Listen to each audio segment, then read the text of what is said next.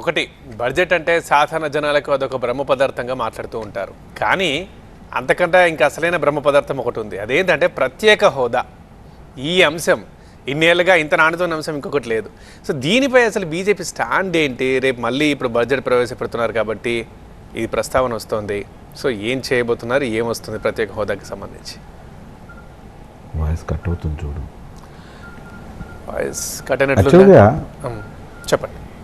ప్రత్యేక హోదా విషయంలో ఏదైతే దానికి నామ్స్ ప్రత్యేక హోదా ఏ రాష్ట్రానికి ఇవ్వాలి అనే దాని మీద చాలా స్పష్టంగా కేంద్ర ప్రభుత్వము 5 ఏదైతే నామ్స్ పెట్టిందో, ఒకటి బార్డర్ ఏరియా అయి ఉండాలి, లేకపోతే కొండ ప్రాంతాలు అయి ఉండాలి, లేకపోతే కనుక ఆర్థికంగా బాగా వెనుకబడి ఉండాలి రాష్ట్రము, ఇలాగా 5 రకాలు పెట్టారు. వాటిల్లో ఆంధ్రప్రదేశ్ ఒక ఆర్థికంగా బాగా వెనుకబడి, అంటే అప్పుల పాలు రాష్ట్ర ప్రభుత్వం గత ప్రభుత్వము అప్పుల పాలు భయంకరంగా చేయడం మనం వెనుకబడ్డాం. కానీ మామూలుగా అయితే వెనుకబడు ఆంధ్రప్రదేశ్ మనం వెనుకబడిన ప్రాంతం కాదు ఇది.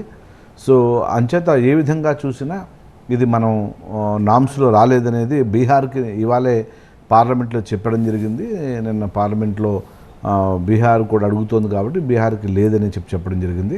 సో దాని మీద చంద్రబాబు నాయుడు గారు వచ్చిన తర్వాత గతంలో ఏవేదైతే జరిగాయో యూపీఏ ప్రభుత్వంలో ఏదైతే చెప్పిందో, దాని తర్వాత ఇవాళ కేంద్ర ప్రభుత్వము మీరు చెప్పినట్టుగా డబుల్ ఇంజిన్ సర్కారు మన రాష్ట్రంలో ఉంది కాబట్టి దాని మీద ఖచ్చితంగా బాబు గారు ఏ విధంగా దాని మీద కొలికి తీసుకొస్తారు, ఏదైతే ప్రజలు ఏదైతే దీని మీద ఆశ పెట్టుకున్నారో దాని మీద ఖచ్చితంగా వివరణ ఇస్తారు. ఎందుకంటే ప్రభుత్వంలో ఇవాళ కీలకమైనటువంటి పాత్ర తెలుగుదేశం పార్టీది ఉంది, చంద్రబాబు నాయుడు గారిది ఉంది. కాబట్టి మనకన్నా మన ప్రజల కన్నా కూడా చంద్రబాబు గారికి ఎక్కువ అవగాహన ఉంది. కాబట్టి ఆయనకి వదిలేద్దాం, ఆయన ఏ విధంగా చేస్తారో, ప్రధానమంత్రికి ఆయనకి సత్సంబంధాలు ఉన్నాయి కాబట్టి ఏ విధంగా దీని మీద ఒక కొలికి వస్తుందనేది వేచి చూడాల్సిందేనండి.